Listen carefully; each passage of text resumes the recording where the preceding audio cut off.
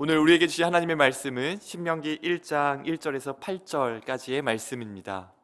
신명기 1장 1절에서 8절 말씀을 제가 봉독하겠습니다.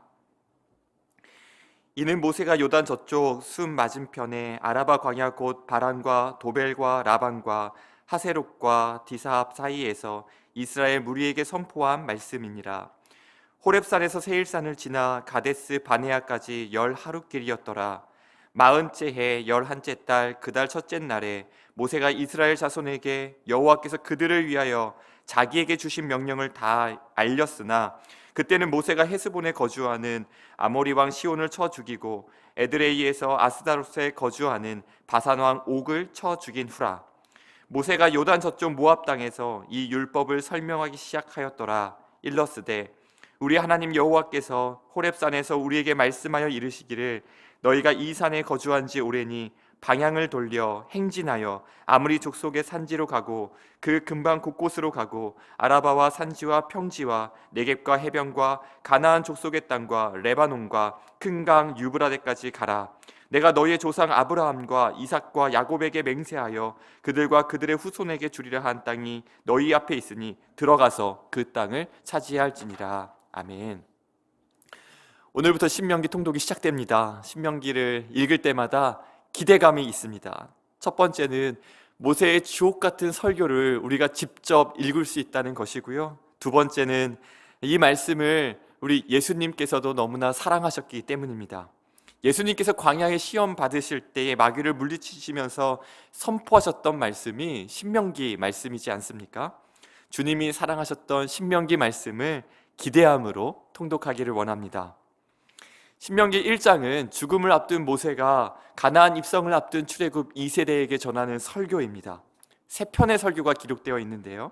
세 편의 설교 중 여러분, 하나님께서 백전노장 모세의 입술을 통하여 첫 번째 말씀하신 설교, 그리고 그 설교의 첫 문장이 어떻게 시작할지 궁금하지 않으십니까? 신명기 1장 8절 말씀입니다. 내가 너희의 조상 아브라함과 이삭과 야곱에게 맹세하여 그들과 그들의 후손에게 주리라 한 땅이 너희 앞에 있으니 들어가서 그 땅을 차지할지니라. 아멘. 모세의 첫 설교 첫 문장은 하나님께서 주시는 사명으로 시작합니다. 하나님께서 약속하신 가나안 땅을 차지하라는 것입니다. 그래서 신명기 1장은 사명장이다 라고 설명할 수 있습니다. 여러분, 그렇다면 가나안 입성을 앞둔 출애굽 2세대에게 주신 사명과 오늘을 살아가는 우리에게 주신 사명의 공통점은 무엇일까요? 우리에게 그 땅을 차지하라는 말씀을 오늘날 우리가 어떻게 적용할 수 있을까요? 창세기 15장 16절 말씀을 보겠습니다. 내 자손은 4대 만에 이 땅으로 돌아오리니 이는 아모리 족속의 죄악이 아직 가득 차지 아니함이니라 하시더니, 하나님께서는 아브라함에게 약속의 땅 가나안으로 내 자손이 4대 만에 돌아올 것인데 그 이유가 아모리 족속의 죄악이 아직 가득 차지 아니함 때문이었다라고 설명합니다. 그렇다면 4대가 지난 지금 세월이 흘러 가나안 입성을 앞둔 시점에서 가나안의 모습이 그려지지 않습니까? 오래전 노아 시대의 온 세상에 죄가 관영한 것처럼 가나안은 이제 아모리 족속의 죄악으로 가득 차 있습니다. 출애굽 2세대의 사명은 여기에 있습니다. 죄악으로 가득 찬 그 땅을 차지하라라는 것입니다. 이 사명이 어떠한 의미일까요? 출애굽기 19장 6절에는 이렇게 설명되어 있습니다. 너희가 내게 대하여 제사장 나라가 되며 거룩한 백성이 되리라. 너는 이 말을 이스라엘 자손에게 전할지니라. 그 땅을 차지하라라는 사명과 제사장 나라, 거룩한 백성이라는 정체성이 연결됩니다. 거룩한 백성이요 제사장 나라로 부름받은 이스라엘 백성이 죄악으로 가득 찬 그 땅에 들어가 그곳을 거룩하게 하고 회복시키는 것이 출애굽한 이스라엘 백성의 사명입니다. 이 사명을 오늘 우리에게도 동일하게 주셨습니다. 베드로전서 2장 9절 말씀입니다. 그러나 너희는 택하신 족속이요 왕같은 제사장들이요 거룩한 나라요 그의 소유가 된 백성이니 이는 너희를 어두운 데서 불러내어 그의 기이한 빛에 들어가게 하신 이의 아름다운 덕을 선포하게 하려 하심이라. 이것이 우리의 사명이고 정체성입니다. 왕같은 제사장으로 부름받은 우리가 오늘 머물고 거하는 모든 곳마다 그곳에 하나님의 아름다운 덕이 우리를 통하여 선포되어지고 여호와의 빛이 임하도록 그 삶을 살아가는 것, 죄악으로 가득 찬 세상 한복판으로 우리가 보내심을 받아 우리가 보냄받은 그 땅이 복을 받고 거룩한 땅으로 변하는 것이 우리에게 주신 사명인 줄로 믿습니다. 그리고 우리는 이것을 이제 29개 지역에 세워지는 분립교회를 향해서도 동일하게 꿈꾸게 됩니다. 29개 지역에 세워지는 분립개척 교회마다 정말 겸손히 세워진 그 지역을 눈물로 섬기며 그 땅 가운데 짓밟혀 있었던 하나님의 이름이 다시 높임받기를 간절히 원합니다. 여러분, 그렇다면 우리에게 주신 이 사명을 감당하기 위해서 우리가 꼭 기억해야 될 두 가지 균형이 무엇일까요? 신명기 1장 6절과 7절에 나와 있는데요, 제가 읽겠습니다. 우리 하나님 여호와께서 호렙산에서 우리에게 말씀하여 이르시기를 너희가 이 산에 거주한 지 오래니 방향을 돌려 행진하여 아모리 족속의 산지로 가고 그 근방 곳곳으로 가고 아라바와 산지와 평지와 네겝과 해변과 가나안 족속의 땅과 레바논과 큰 강 유브라데까지 가라. 아멘. 이 구절이 사명을 감당하기 위해서 우리에게 주는 두 가지 균형은, 사명을 감당하기 위해선 첫째, 호렙산에 거주할 때가 있고 둘째, 방향을 돌려 행진할 때가 있다라는 것입니다. 우리의 삶에 이 두 가지 균형이 필요합니다. 첫째, 하나님의 임재와 말씀을 상징하는 호렙산이 필요합니다. 방향을 돌려서 전속력으로 행진하고 싶은 열정과 뜨거운 마음이 있더라도 호렙산에서 속도를 늦추고 하나님의 임재 앞에서 주의 말씀을 듣는 멈춤의 시간이 필요합니다. 저희 가정에 첫째 아이가 태어나니까 아이가 태어나기 전에 제가 가지고 있던 경건의 습관들이 조금씩 흔들리기 시작하더라고요. 초보 아빠로서 아이를 양육하는 것이 쉽지 않았습니다. 아이의 칭얼거림을 받아주다 보면 해야 할 일이 점점 쌓이는 것 때문에 마음이 조급해졌습니다. 이제 아이가 낮잠을 자거나 잠시 눈을 붙이면 그때 이제 사형 모드로 전환하는 것입니다. 그러다 어느 날 하나님께서 저에게 멈춤의 시간이 필요하다라는 것을 말씀해 주셨습니다.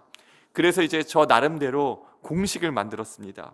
아이가 눈을 감으면 저는 그 옆에서 무릎을 꿇겠습니다. 분주하고 바쁜 일들을 조급하게 해치우는 것이 사명을 잘 감당하는 것이 아니라 충분히 멈춤의 시간을 갖고 하나님 앞에 무릎 꿇는 것이 사명을 감당하는 첫 번째 가장 중요한 일임을 깨닫게 하셨습니다. 사랑하는 여러분, 여러분들 삶에는 멈춤의 시간이 있으신가요? 이렇게 새벽 예배를 함께하고 또 바쁜 일과 중에 시간을 내어 말씀을 듣는 여러분이라면 멈춤의 시간을 이미 소중하게 여기고 계시리라 생각됩니다. 이제는 그 시간이 더욱더 깊고 풍성해지기를 원합니다. 성경 읽기를 통하여 매일 하나님께서 주시는 호렙산의 은혜를 충분히 누리시기를 간절히 원합니다. 이제 두 번째 필요한 것은 방향을 돌려 행진하는 것입니다. 사명을 붙들고만 있는 것으로는 아무 일도 벌어지지 않습니다. 사명을 향한 첫걸음은 방향을 돌려 행진할 때, 아모리 사람들의 죄가 가득한 가나안으로 입성할 때 시작됩니다. 호레산에서의 시간은, 즉 멈춤의 시간은 방향을 돌려 행진하기 위한 용기와 믿음과 능력의 원천이 됩니다. 여러분, 호렙산이 하나님께는 얼마나 의미 있는 장소였습니까? 하나님께서 택하신 이스라엘 백성들과 결혼 언약을 맺은 장소입니다. 하나님의 얼굴을 배웁고 먹고 마시는 신비로울 정도로 놀랍고 기쁨과 감사가 충만한 시간이 있지 않았습니까? 그러나 하나님이 이스라엘 백성들에게 호렙산에서 거주한 지 오래니 이제는 방향을 돌려 행진하라라고 말씀하셨던 것입니다. 이 장면을 마치 마태복음 17장의 변화산상 사건을 생각하게 합니다. 베드로가 예수님께 예수님 여기 있는 것이 좋사오니 초막셋을 짓고 여기서 살기를 원합니다라고 할 때에 예수님께서는 아직 이 세상에 할 일이 많아 제자들과 함께 다시 산을 내려오십니다. 사랑하는 여러분, 호렙산에서의 시간이 호렙산에서만 멈추면 안 됩니다. 호렙산의 은혜는 방향을 돌려 행진하기 위한, 사명을 감당하기 위한 시간입니다. 그리고 하나님은 아모리 족속 앞에서 하나님을 원망하고 낙심하였던 부모 세대가 갔던 길을 자녀 세대가 가지 않기를 간절히 바라는 마음으로 신명기 1장 30절에서 하나님이 앞서 행하심을 알려주십니다. 너희보다 먼저 가시는 너희 하나님 여호와께서 애굽에서 너희를 위하여 너희 목전에서 모든 일을 행하신 것 같이 이제도 너희를 위하여 싸우실 것이며 광야에서도 너희가 당하였거니와 사람이 자기의 아들을 안는 것 같이 너희의 하나님 여호와께서 너희가 걸어온 길에서 너희를 안으사 이곳까지 이르게 하셨느니라. 광야에서 부모를 잃고 고아가 되어버린 출애굽 2세대에게 하나님이 약속하십니다. 사람이 자기의 아들을 안는 것 같이 내가 너희를 안고 너희를 위하여 싸우겠다. 그리고 하나님은 그 품에 안으신 이스라엘 백성들을 또 우리를 하나님의 자녀 삼으시기 위하여 독생자 예수 그리스도를 우리에게 주셨습니다.